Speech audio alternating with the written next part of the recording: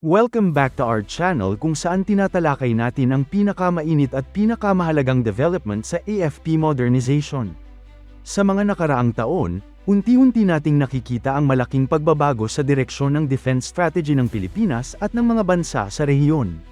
Mula sa internal security, counterinsurgency, hanggang sa external defense at high-intensity conflict, malinaw na nagbabago ang battlefield. At ngayong araw, tatalakayin natin ang dalawang mahalagang development. Una, ang tahimik pero napakalaking pagbabago sa Armed Forces of the Philippines pagdating sa KAGU at National Guard concept. At pangalawa, ang seryosong insidente kung saan isang Chinese-made main battle tank ng Thailand ang sumabog ang sariling kanyan kahit walang tinatamaan na kalaban. Pero bago tayo magpatuloy, tandaan natin na ang matatag na Pilipinas ay hindi lang nabubuo sa lakas militar, kundi sa maayos na pamahalaan, paglaban sa korupsyon, pagtanggi sa political fanaticism, at pagsugpo sa fake news. Mahalaga yan para sa tunay na seguridad at katatagan ng bansa. Unahin natin ang usaping lokal. Tahimik ngunit strategic na hakbang ang ginagawa ngayon ng Armed Forces of the Philippines, partikular ng Philippine Army. Sinimulan na ang phasing out ng Citizens Armed Force Geographical Unit o KAGU Active Auxiliary, una sa Southern Tagalog, kung saan ang mga KAGU unit sa ilalim ng 2nd Infantry Division ay nagsimula ng e-transition patungo sa National Guard unit concept. Hindi ito simpleng rebranding lang. Isa itong malalim na structural reform na bahagi ng mas malaking total force concept ng AFP.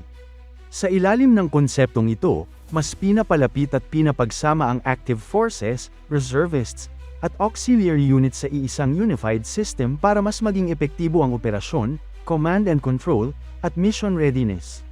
Kung dati, ang KAGU ay kadalasang tinitingnan bilang static territorial defense at counterinsurgency support, ngayon ay tinataasan ang antas at papel ng kanilang kontribusyon. Bilang National Guard, ang mga miyembro ay sibilyan pa rin, may sariling trabaho at propesyon, ngunit part-time military members na may mas malinaw na legal status, training standards, at operational role. Bakit kailangan ng National Guard?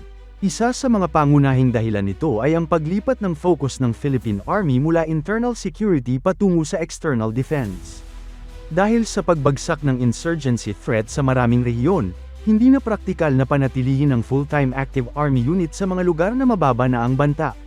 Sa halip, ang mga lugar na ito ay maaaring bantayan ng National Guard units na may sapat na training para sa territorial defense, critical infrastructure protection, at border security, habang ang active army units ay inililipat sa mas kritikal na external defense missions, lalo na kaugnay ng West Philippine Sea at regional contingencies.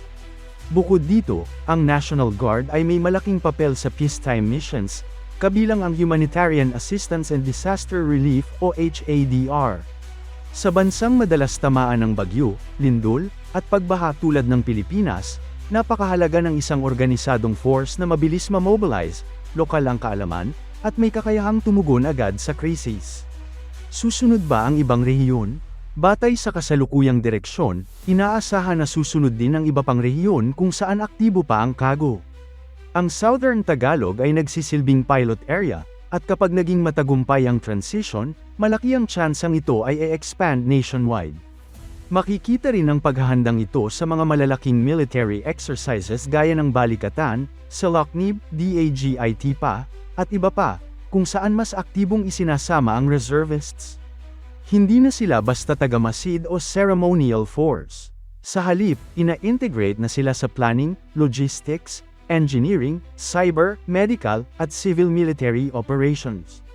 Isang mahalagang punto rito ay ang paggamit ng civilian professional skills ng reservists. May mga engineer, doktor, IT specialists, pilots, mechanics, at disaster response professional sa hanay ng reservists na malaking tulong sa modernong military operations. Ang tanong ngayon, gagawin ba ring National Guard ang reservists, katulad ng sistema ng United States? Sa ngayon, wala pang malinaw na pulisya, ngunit malinaw na papunta roon ang direksyon ng AFP.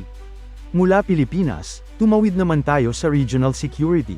Habang ang Pilipinas ay nagfo-focus sa structural reform at force readiness, may babala naman na nanggagaling mula sa nangyaring insidente sa Thailand na may direktang implikasyon sa usapin ng defense procurement. Sa gitna ng tensyon sa Thai-Cambodia conflict, isang Royal Thai Army NORINCO VT-4 main battle tank, na gawa ng China, ang nakaranas ng catastrophic failure. Ayon sa mga ulat, habang nagpapaputok ang tangke ng kanyang 125mm main gun, bigla itong nabiyak at sumabog, kahit walang tinatamaan na kalaban. 3 crew members ang nasugatan, at agad na naging combat ineffective ang tangke. Walang direct enemy action, sariling sistema ng tangke ang bumigay. Matapos ang insidente, ilang Thai tank crew members ang naglabas ng hinaing sa social media tungkol sa reliability at durability ng VT-4, partikular ng ZPT-98A 125mm smoothbore gun. May binanggit ding iba pang system issues, ngunit ang mga post na ito ay mabilis ding tinanggal. Ang Thailand ay bumili ng 60 VT-4 main battle tanks mula sa China, simula 2016, at natapos ang delivery noong 2023.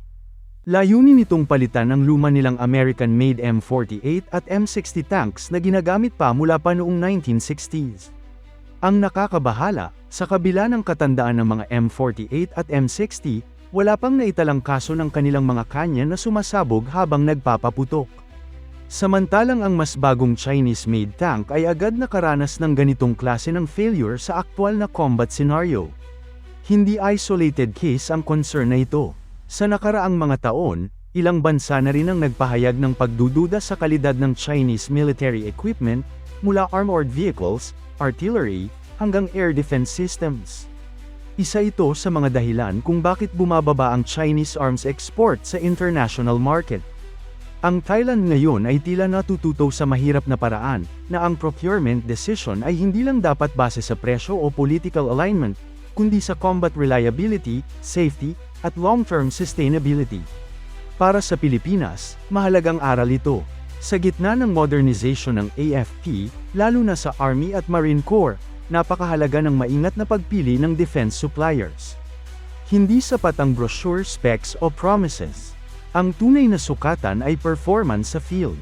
Kung pagsasamahin natin ang dalawang balitang ito, malinaw ang isang mensahe: ang modernong depensa ay hindi lang tungkol sa pagbili ng bagong armas, kundi tungkol sa tamang istruktura, tamang tao, at tamang sistema. Ang Pilipinas ay nag-i-invest sa organizational reform, sa pamamagitan ng National Guard concept at total force integration. Samantalang ang Thailand ay nahaharap sa mga hamon ng hardware reliability dahil sa procurement choices. Sa huli, ang isang epektibong sandatahang lakas ay nakasalalay sa balanse ng trained manpower, tested equipment, at malinaw na doctrine.